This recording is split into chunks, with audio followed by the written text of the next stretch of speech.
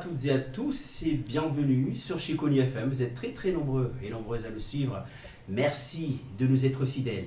Également, les téléspectateurs de Chiconi FM TV sont également au rendez-vous bien devant leurs écrans pour ce soir, pour partager ces expériences partenariales avec Transition Pro. Au nom de son vice-président, il s'agit de monsieur Ali Abdou. Bonsoir monsieur. Bonsoir.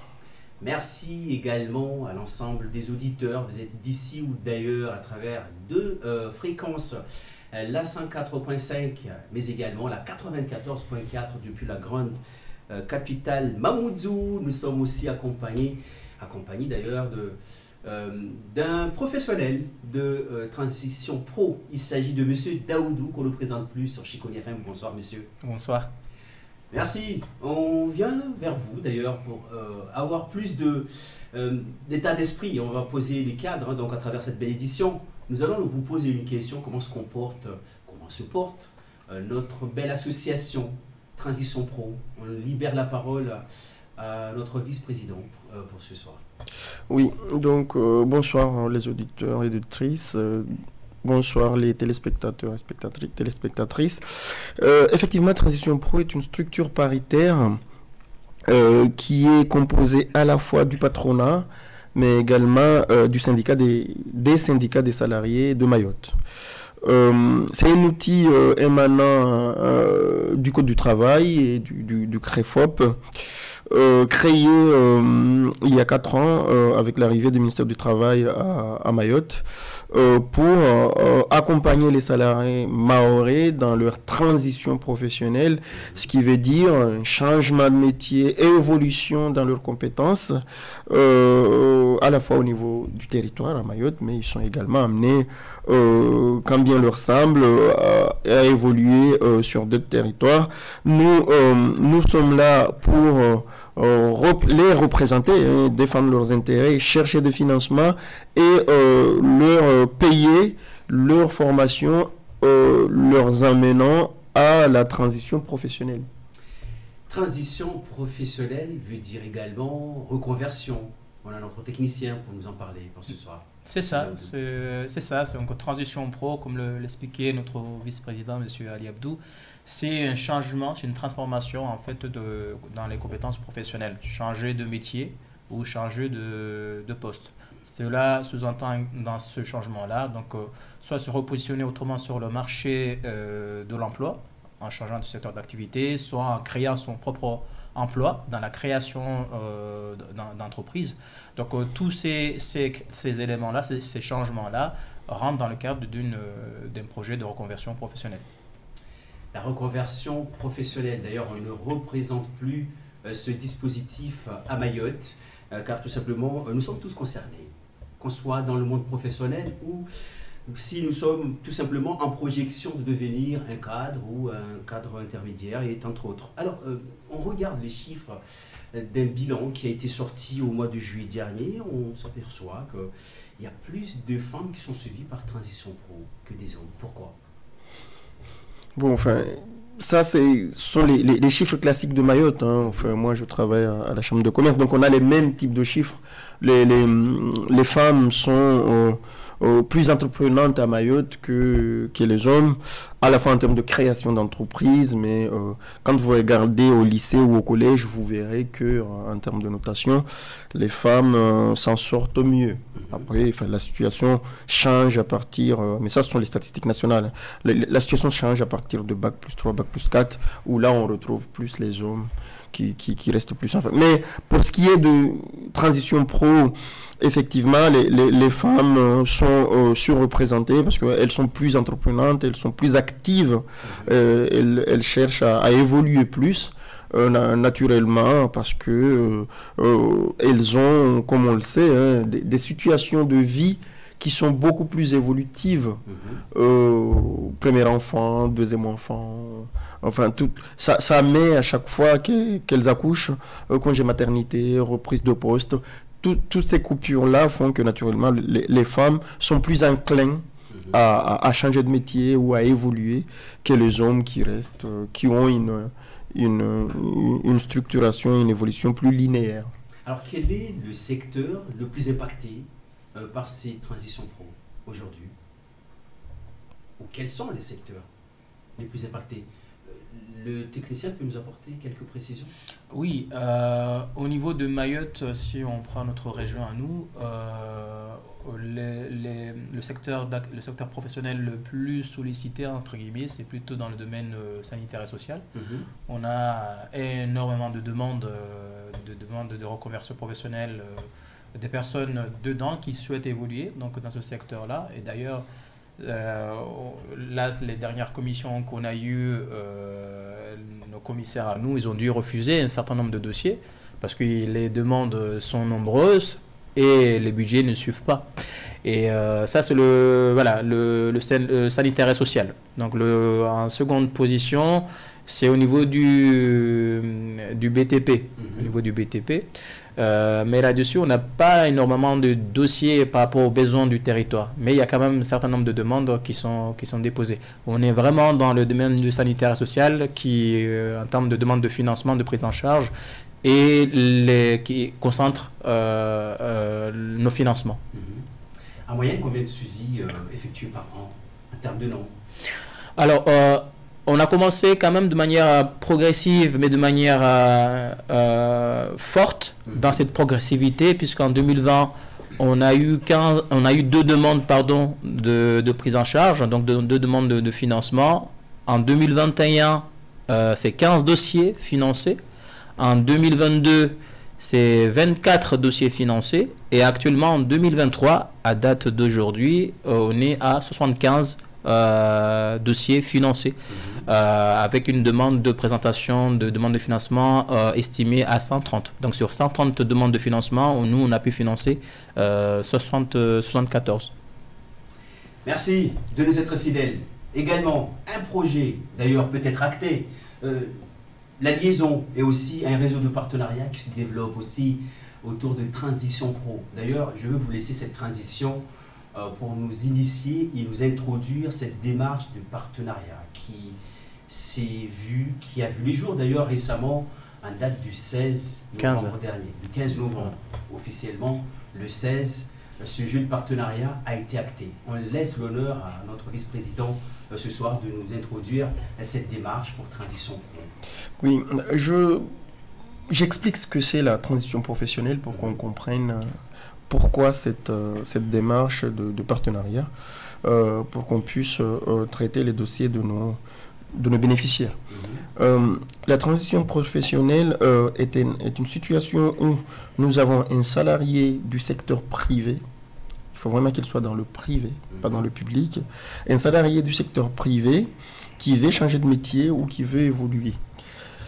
Il a 2 solutions, voire même 3. Soit sa formation ou son accompagnement à l'évolution est assuré par son employeur, donc son entreprise, soit cette formation-là ou cet accompagnement-là est assuré par Acto en termes financiers, puisque l'employeur cotise pour le compte de salariés chaque mois des cotisations de la formation professionnelle qui vont chez Acto. Donc, à l'inverse, Acto finance la formation professionnelle des salariés du secteur privé. Soit il y a Transition Pro qui intervient depuis 2020. Ce sont les anciens FONGECIF pour ceux qui ont connu la structuration métropolitaine. Donc, nous n'avons pas connu les FONGECIF. Le réseau s'est transformé et est devenu Transition Pro au niveau national. Nous nous sommes directement créés en tant que transition professionnelle.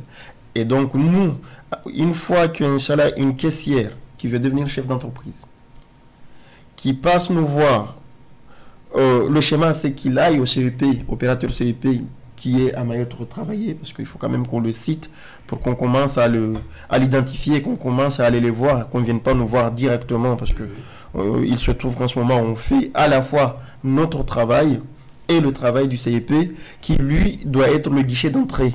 Le CEP s'est retravaillé en face de HD au centre Maharaja. Il faut absolument que les salariés prennent l'habitude, les salariés du secteur privé de Mayotte, prennent l'habitude d'aller les voir, puisqu'ils sont attributaires d'un marché public qui les amène et qui les oblige même à accueillir tout salarié mahorais du secteur privé qui a un projet de transition professionnelle. C'est très important ça. L'accompagnement est l'affaire de l'opérateur CEP, c'est-à-dire retravailler à Mayotte. Et ils sont au sein de Maharaja. Donc une fois le salarié accompagné ou pas, puisque le salarié peut aller directement sur notre site internet transitionpromayotte.fr pour déposer son dossier. Une fois que ce dossier a été rempli et finalisé, il tombe chez nous au niveau de Daoud, qui vérifie que à la fois le centre de formation a été choisi, l'employeur est d'accord, le salarié est sur toutes les conditions, et que tout est bon. À partir de ce moment-là, Daoud envoie le dossier en commission. Sauf qu'il y a une instruction à faire. Et Mayotte, aujourd'hui, nous n'avons qu'un salarié pour les 75 dossiers dont vous parlez.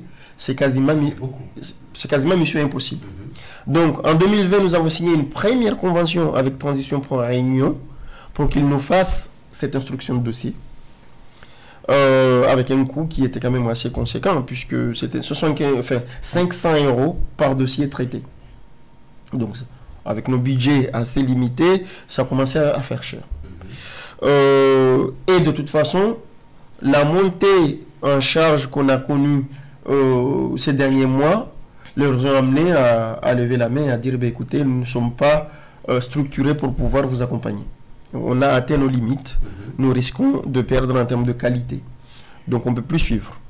Soit on prenait ça à Mayotte sans expérience ni ressources humaines, soit on cherchait une autre solution. Donc après concertation entre syndicats des salariés et le patronat, nous sommes mis d'accord pour dire nous n'avons pas les moyens pour recruter puisque nous n'avons toujours pas de dotation du conseil départemental.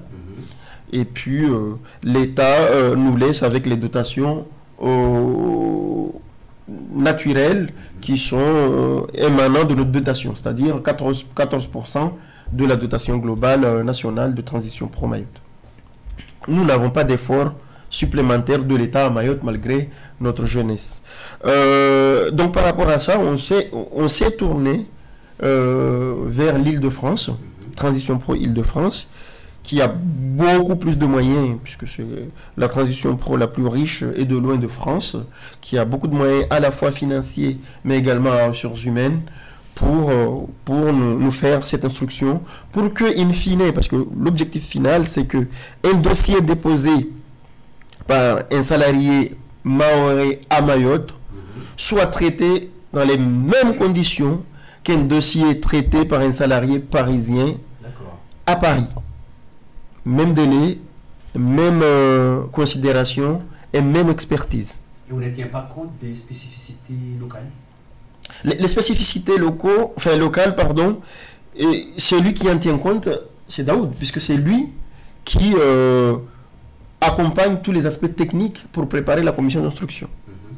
Daoud travaille avec les techniciens de Transition Pro Île-de-France pour la préparation de la commission, puisque finalement ce sont les élus, nous, membres du commission d'instruction, qui décidons. Transition Pro Île-de-France n'est qu'un moyen, n'est qu'un outil, n'est qu'une locomotive qui crée les conditions nous permettant de prendre des décisions avec l'aide de Daoud qui travaille avec eux. Donc voilà, je voulais rappeler ça, que cette convention-là a une genèse et que non seulement c'est une nécessité, mais surtout, ça nous permet de mettre au salarié mahorais au même niveau de traitement en termes d'accompagnement sur son projet professionnel, de transition professionnelle, pardon, et d'être sûr que le dossier est traité à la fois en termes de rapidité, puisqu'on est sur des délais très courts, en ce qui concerne Mayotte surtout, puisque pour Transition Pro Île-de-France, c'est un mois. C'est 15 jours. 15 jours, pardon. Donc, sur 15 jours, le salarié qui a déposé son dossier à Mayotte sait si oui ou non sa formation est financée ou pas. Ça, c'est un délai qu'ailleurs, on ne voit tout simplement pas. 15 jours. Donc voilà, je laisse Daoud peut-être compléter pour d'autres aspects techniques que j'aurais peut-être surpassé ou passé dessus. Effectivement. Allez-y, Daoud. Oui, au niveau technique, donc de toute façon, notre vice-président a rappelé les grandes bases, hein, c'est vraiment ça. Je suis justement, entre guillemets, en veille concernant les spécificités que vous aviez évoquées tout à l'heure concernant Mayotte. Il faut savoir que dans cette convention-là, Mayotte quand même a aussi sa part. Hein. Donc c'est pas que Paris qui traite du début jusqu'à la fin cette chaîne-là, mais il y a une partie qui est spécifique justement dans cette convention de partenariat qu'on n'avait pas avec La Réunion, par exemple, c'est au niveau du dépôt du dossier. Nos collègues et partenaires de Transition Pro Île-de-France traitent le dossier une fois qu'il est complet, déposé complet sur la plateforme de Transition Pro Mayotte. Mais avant le dépôt, tout ce qui se fait en amont, c'est Transition Pro Mayotte qui gère, c'est-à-dire c'est moi qui gère, c'est moi qui vérifie que le dossier est complet, c'est moi qui relance les salariés en cas de pièces incomplètes ou de dossiers incomplets, c'est moi qui fait aussi, office aussi d'assistant technique. Si les intervenants dans le dossier, que ce soit le salarié, que ce soit l'organisme de formation, que ce soit l'employeur, rencontrent des difficultés techniques à compléter leur volet, donc c'est moi qui interviens.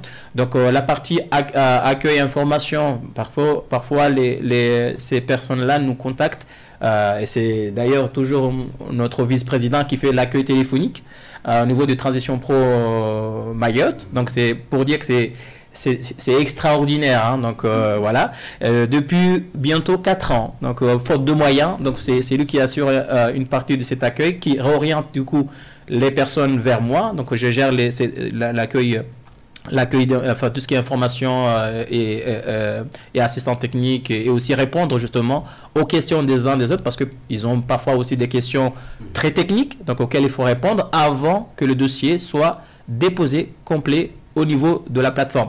C'est énorme, parce qu'il faut savoir qu'au niveau de Mayotte, les salariés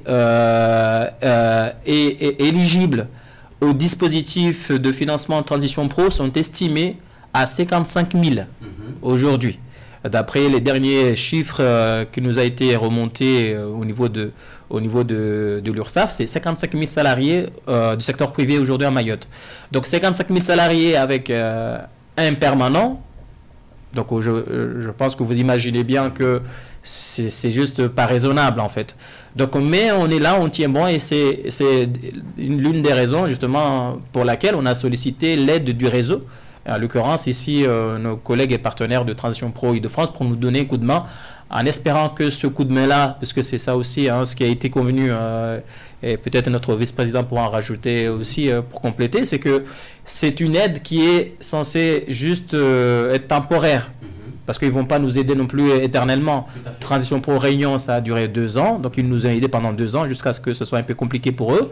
Aujourd'hui, nos collègues et partenaires de Transition Pro Île-de-France, depuis le 15 novembre, donc on a signé cette convention de main pour nous donner un coup de main. Mais c'est un coup de main palliatif. Horizon combien de temps? On a signé pour 1 an, renouvelable, il me semble, 2 ans. Voilà. Donc l'idée, c'est de laisser aussi le temps, c'est de permettre à l'État, si aujourd'hui l'État veut bien faire quelque chose pour nous sortir de là, parce qu'on a besoin d'une dotation raisonnable pour fonctionner comme toute autre transition pro. On est la transition pro la plus jeune de France. Notre vice-président l'a rappelé tout à l'heure, on est là depuis 3 ans. On existe depuis 3 ans et on n'a aucune historicité des fonds gestifs qui existe depuis près de 40 ans. Donc nous, on est la plus jeune transition pro de France, et on est aussi en même temps la plus pauvre de France. Donc là, le message a été de dire à l'État, ok, le réseau il est là, et depuis 4 ans, bientôt 3 ans avec Transition Pro Réunion. Le réseau, il est solidaire à Mayotte, mais ça reste très fragile. Et surtout, c'est qu'on a besoin de moyens afin de fonctionner en toute autonomie et de manière normale pour répondre aux besoins du territoire de Mayotte. Alors, lorsque vous employez le terme dotation raisonnable, en moyenne, combien à peu près? En termes de postes, vous en avez besoin de combien? Alors là, nous, on a besoin, d'après les estimations qui ont été faites, on a besoin d'avoir 4 ETP. On a besoin d'un directeur, d'un chargé d'accueil d'information, on a besoin d'un gestionnaire RH et de quelqu'un qui va s'occuper de toute la partie gestion de partenariat. En fait, ça, ces postes-là, ce sont les mêmes postes qui existent dans les autres transitions pro petites régions. On demande un peu plus parce que Mayotte, c'est la plus pauvre et qui est la plus en difficulté et c'est la plus jeune en fait. Donc on demande à ce que l'État nous permette juste de nous donner les moyens pour fonctionner normalement. On ne demande pas d'exception, on ne demande pas de mesures exceptionnelles, mais juste des moyens raisonnables pour répondre à ce besoin. Aujourd'hui, les gens qui veulent changer de métier au niveau de Mayotte sont en train de monter, comme le rappellent les chiffres que je vous ai dit tout à l'heure. On a commencé à 2 dossiers, on est monté à 15 et puis on est monté à 24. Là, on est à 74 dossiers en l'espace de 3 ans. C'est énorme. Cette évolution-là montre vraiment que les demandes sont très fortes au niveau du territoire de Mayotte en termes de développement de compétences et du territoire. Parce que quand un salarié monte en compétences, bah, c'est les territoires qui gagnent. Et à Mayotte, on a besoin de tous les secteurs d'activité professionnelle pour développer ce territoire qui est en difficulté.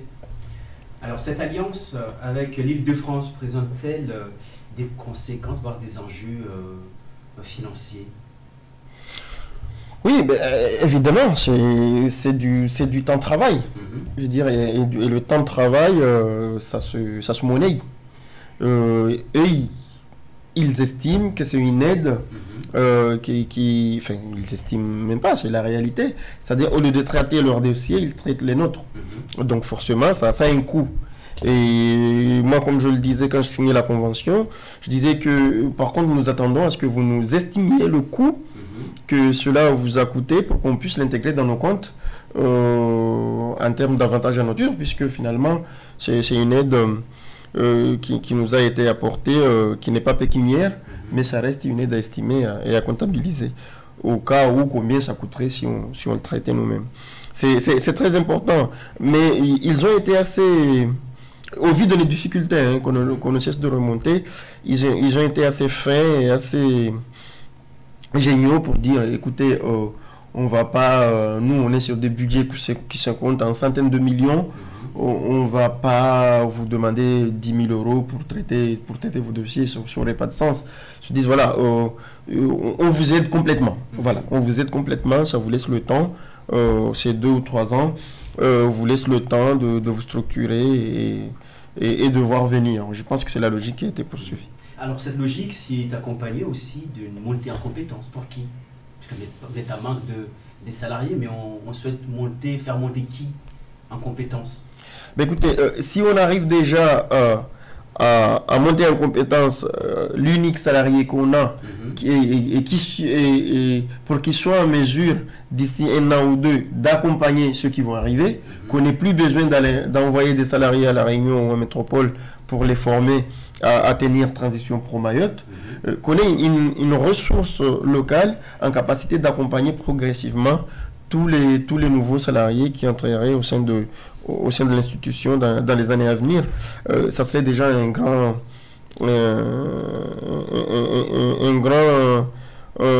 pari gagnant. Moi, je pense que l'objectif serait déjà atteint, puisque c'est ce qu'on leur a demandé, c'est qu'on arrive progressivement à des échanges gagnant-gagnant et de traitement d'égal à égal entre techniciens.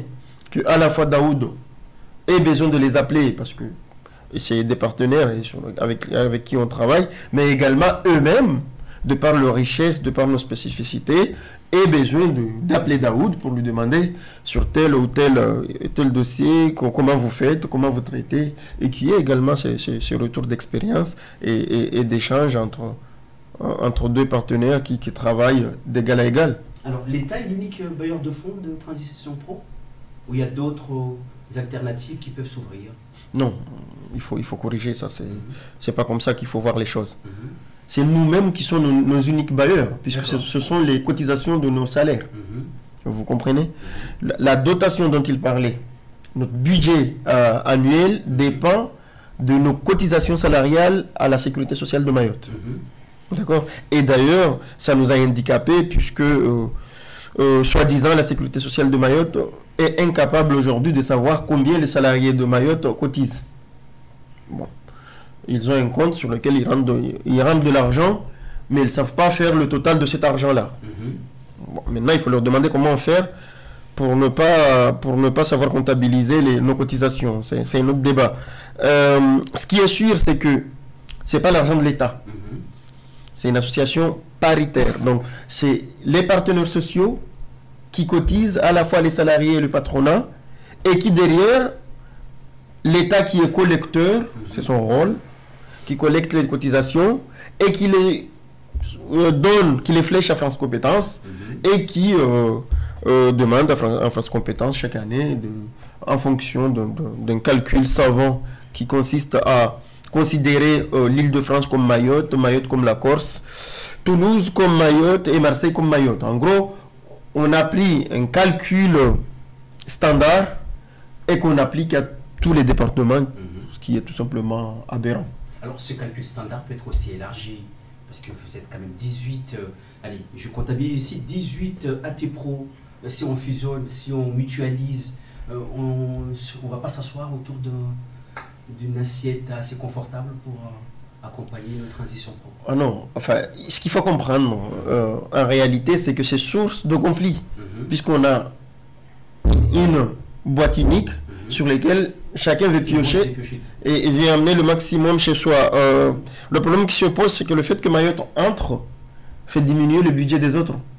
Automatiquement. Donc, ils ne nous voient pas comme des super copains qui arrivent et qui viennent, sur lesquels on les accueille à bras ouverts. Non, effectivement, ils comprennent que Mayotte a des droits, parce que c'est un droit. Hein.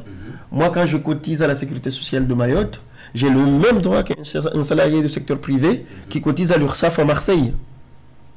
On cotise pareillement. Donc, il n'y a aucune raison au niveau légal et juridique que celui du Marseille ait droit à la transition professionnelle et que le salarié de Mayotte n'y ait pas droit.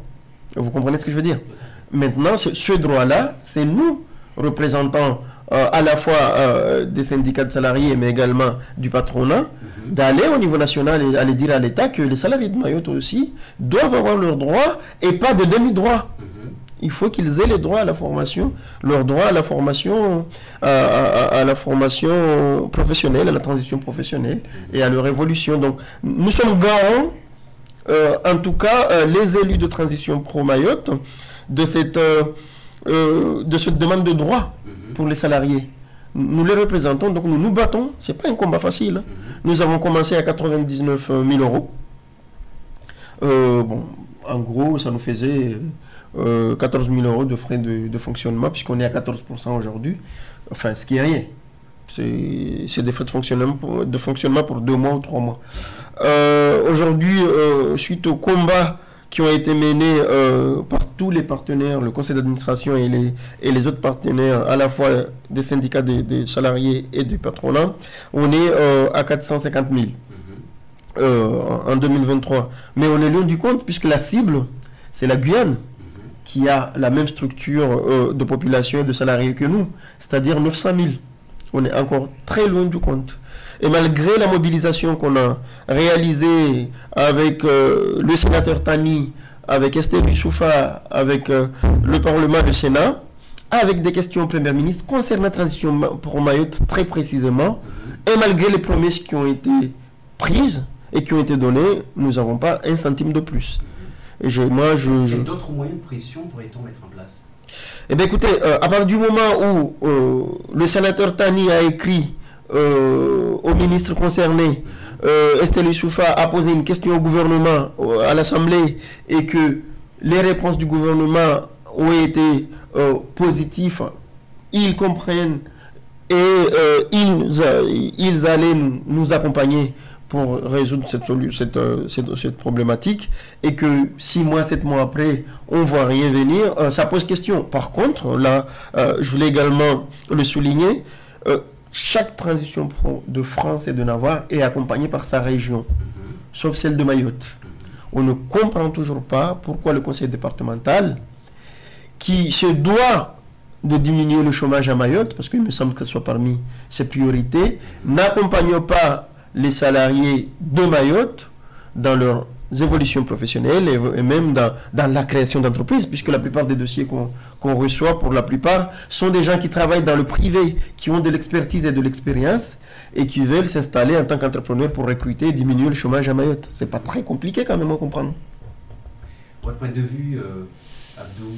Oui, juste pour compléter justement sur cette conventionnement avec la région, effectivement, toutes les transitions pro sont cofinancées par la région aujourd'hui, sauf Mayotte, hein, mais il y a actuellement des négociations et des discussions qui sont en cours avec le département région de Mayotte, et il me semble que d'ici quelques semaines, normalement, on sera reçu afin de pouvoir échanger là-dessus. Il faut juste se rappeler, et je pense que notre vice-président aussi l'a dit tout à l'heure, en fait, ça fait quand même un long moment que les demandes ont été faites de part et d'autre, que ce soit au niveau de l'État, au niveau de la région, qu'on a sollicité tout le monde afin de pouvoir nous donner un coup de main pour sortir un peu de la situation. Donc, et ça fait...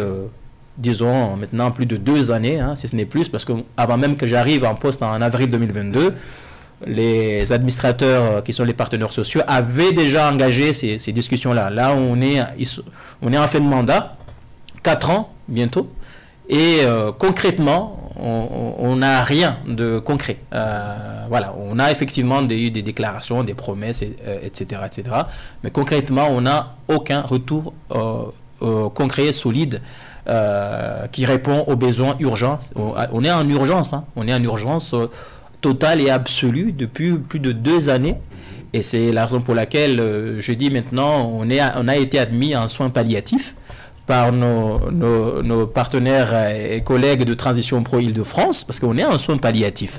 On est en soins palliatifs. Les demandes des Mahorais en termes de prise en charge de leurs dossiers ne cessent de s'accumuler, ce qui montre les attentes très fortes de la population qui veulent jouir de leur droit d'accès à la reconversion professionnelle. C'est un droit basé sur la loi du 5 septembre 2018. C'est ce que mon président a rappelé tout à l'heure. C'est un droit auquel aujourd'hui beaucoup de Mahorais se trouvent privés faute de budget. Faute de budget. Depuis les 2 dernières commissions, je tiens à le rappeler ici, mes commissaires font des commissions de refus de dossiers. Faute de budget, c'est-à-dire qu'on n'est plus en capacité d'absorber. En même temps, on est aussi à la fin de l'année, mais ça ne justifie pas qu'en fin d'année, les 2 dernières commissions ne soient plus en capacité de répondre aux besoins des salariés de Mayotte à cause de cette situation qui nous limite. Que deviennent ces salariés? Ils ont un refus, tout simplement. On leur dit qu'on n'a pas... les dossiers sont pertinents, ils sont corrects, mais on n'a pas les moyens. Donc, beaucoup, moi qui suis en contact, parce qu'ils m'appellent, mais maintenant je suis le technicien, donc ils démissionnent en cascade. On a des démissions en cascade. C'est des entreprises aujourd'hui.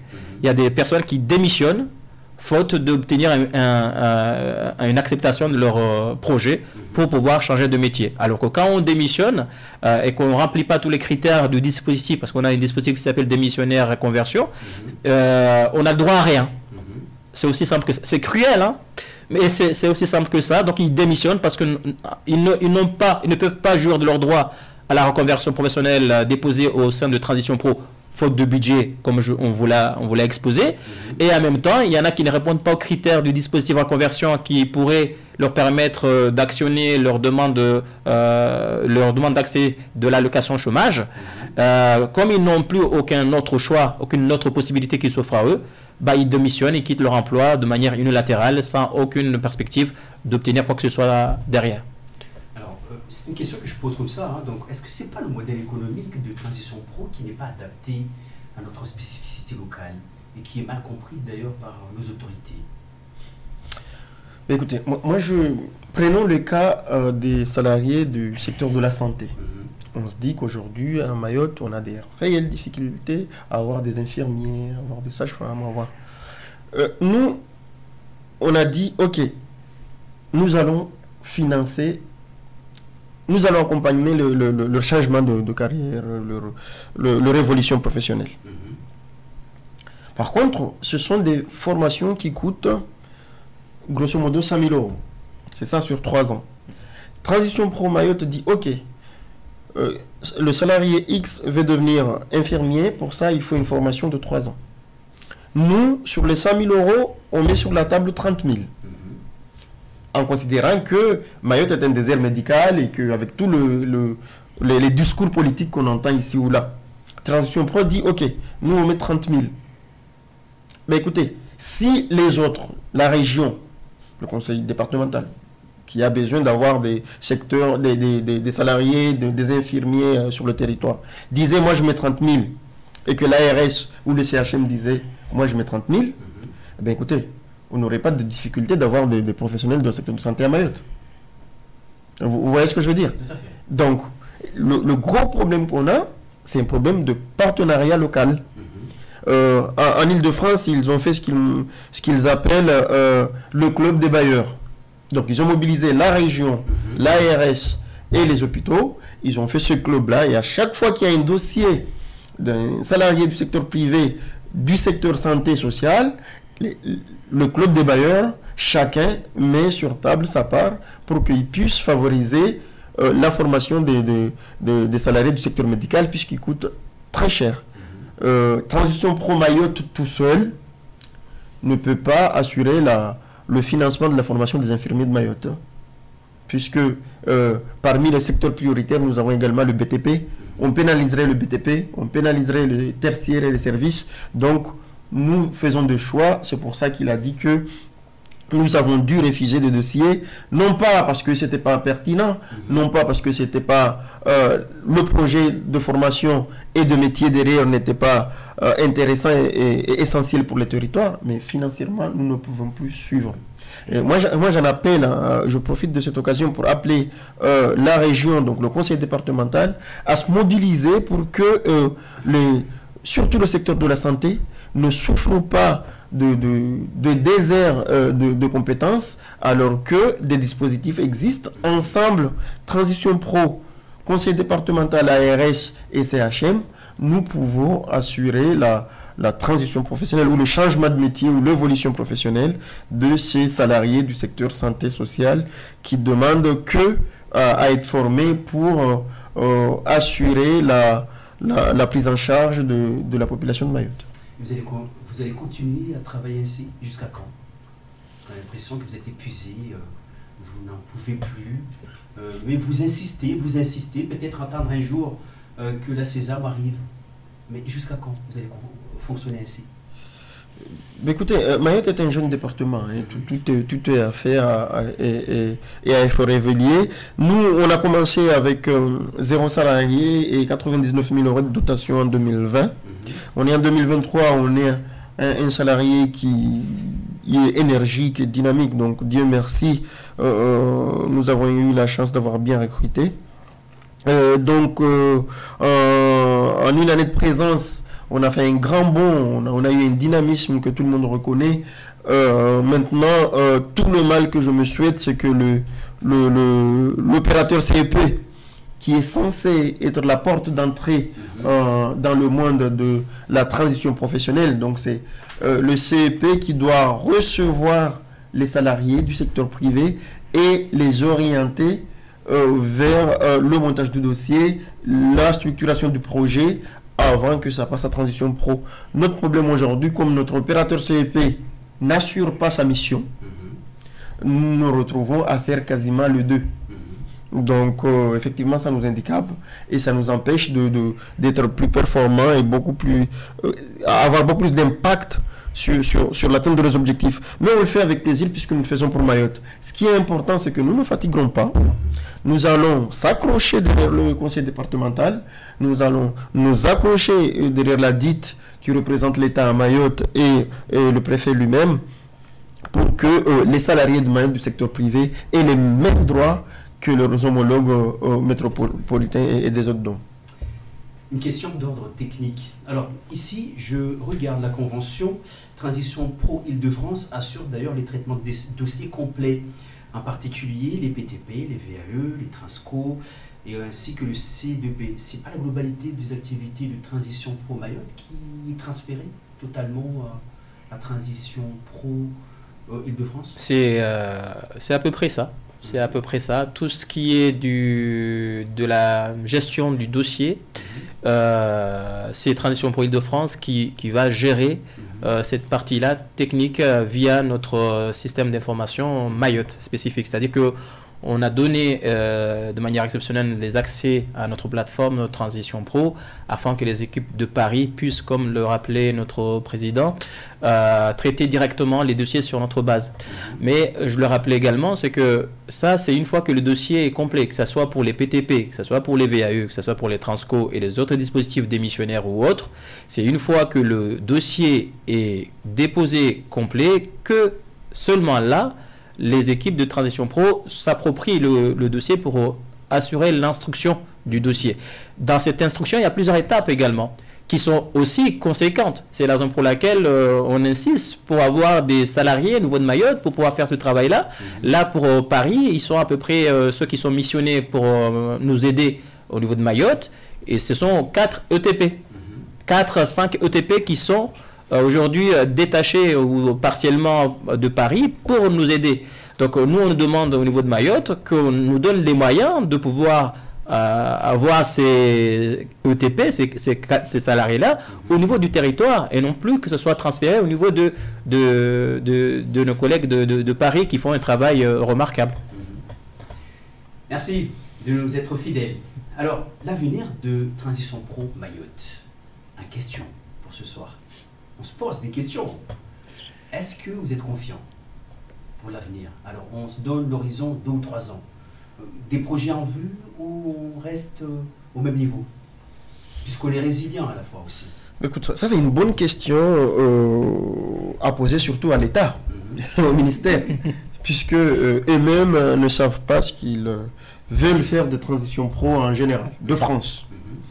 Tantôt on nous met des compétences, tantôt on nous enlève, on nous a rajouté la VAE, la validation d'acquis par expérience, qu'on n'avait pas, et puis on nous a mis pour l'alphabétisation le CLEA, puis on nous l'a enlevé.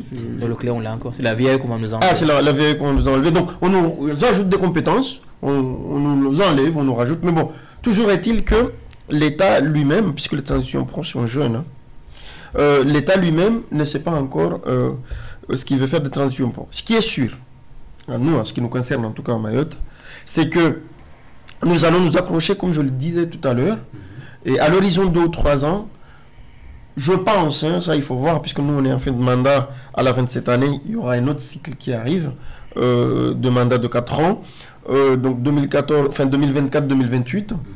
J'espère en tout cas qu'à la fin de la mandature prochaine, on sera en mesure d'être tout à fait autonome avec les financements nécessaires et les ressources humaines nécessaires, une équipe de 3 ou 4 personnes permanentes au sein de Transition Pro pour qu'on puisse fonctionner, qu'on soit en vitesse de croisière. C'est tout le mal que je nous souhaite, mais je pense que d'ici là, vu tout le lobbying qu'on a fait très sincèrement ces derniers mois, je pense qu'à la fois au niveau des parlementaires, mais également des autres élus de la région, mais également de l'État, on commence à comprendre et à voir la pertinence et la valeur ajoutée que Transition Pro Mayotte apporte sur les territoires. C'est une énorme chance qu'on n'avait pas et qu'on a aujourd'hui.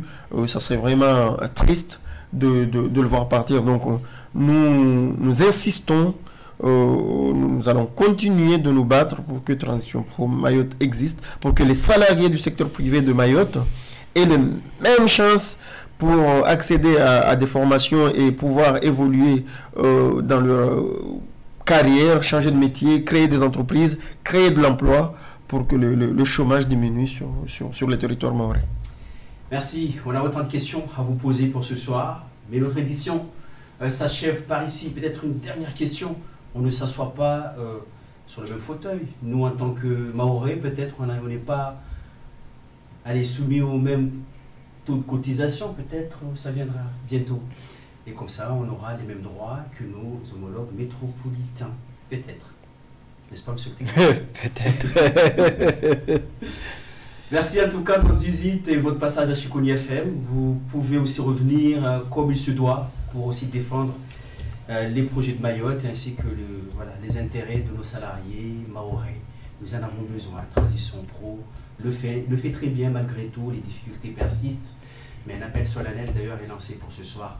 Le conseil départemental doit tout simplement se réveiller parce qu'on n'attend que leurs actions pour que notre transition pro soit reconnue par tous, voilà, et puis pour tous aussi, pour que chaque salarié mahorais puisse aussi profiter de ses pleins droits.